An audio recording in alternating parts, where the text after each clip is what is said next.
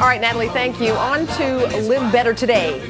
Quit the complaining. You know who you are, the person who's always whining about something or somebody.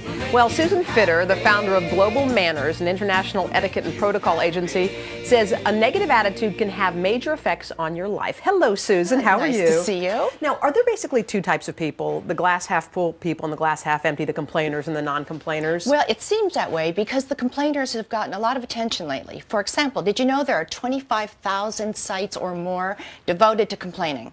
And there are books out that say, here's how you complain and get more things in life. Well, let's talk about the complainers, okay? Other than being completely annoying, yes, what is wrong with complaining? It's a great question. Complainers oftentimes reject alienating their friends or having just a bad image. That who wants to be around someone who's negative and complaining all the time? So you've got bad energy basically around you? I think so. And I think there are ways to convert that into positive energy. You can still get the same message across, but you're not complaining.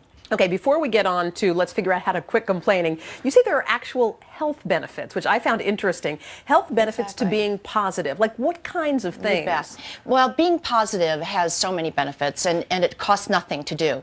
So the health benefits are things like people who are positive and have and are happy have fewer colds. And Dr. Sheldon Cohen's study out of Carnegie Mellon says that the people who do get colds, who have positive attitudes, report far fewer symptoms. Okay, well, I love some of these other ones. Elderly people with a positive attitude live 7.5 years longer. And that was a huge study. That's unbelievable. I know, over a 7-year span. It was a longitudinal study, well controlled. And the risks of heart disease goes down. 25%. And I love this, it delays the aging process. So non-complainers actually look better than you know complainers? What? It's a free anti-aging tool. Okay, so let's figure out how do we stop complaining is what I need to know. Okay, number one, you say be aware you're doing it. How? Yes. Tell me. Take a sheet of paper. I have one here. Go. This is my sheet of paper. Line down the middle. It doesn't have to be anything fancy. Every time you make a negative statement or have a negative thought, write it down. For example, I'm such a terrible mom. I was late picking my kids up. You can make it into a positive statement by saying, I can do this better. I'm going to give myself more time.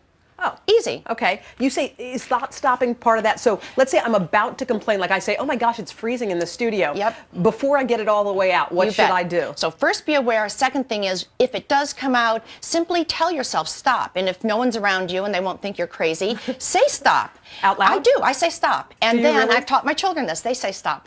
But if people are around, I need to be socially appropriate. And I think stop. And then I change my statement mid-sentence. Give me an example. Cool. Oh my gosh, driving here, someone cut me off, and I wanted to say, what an idiot. Yeah. And I said, and I said, you know, I hope he has a better day. Oh, okay. Now you say for one full day, stop all the negativity. Our crew is sighing, by the way, and all that. They're like, yeah, right. Okay, wait, stop negativity for a day. Is it possible for 24 hours just to kind of be all happy? Make it a 24-hour commitment that I am not going to be judgmental, not going to be self-critical, and not going to be other-critical. But we have blood in our veins, and sometimes we're cranky. We do get cranky. Yeah. I get cranky. I was cranky the other day, and I used thought stopping, and I apologize. So work on it. It's not the way we're wired. It's a habit. It's a habit that we have to work on every day. Oprah, because I love Oprah, she says that you should have a grateful journal, and at the end of the day, write down 4 or 5 things that you had to be grateful for at the end of the day. That's kind of along the lines of what you're talking about, right? It is. It's converting what could be negative into something positive, and there is nothing that you can't do that with. Okay, and lastly, tell me, we only have a few seconds, but tell me the right way to complain. Is there a positive way to do it? There are 4 statements you can make. Go. First thing is you indicate your position. I went to the grocery store and I have bad strawberries. I'm concerned about these strawberries. Second statement, their perspective. I understand that you're busy. Right. Third statement, I'd like a solution. I'd like more strawberries.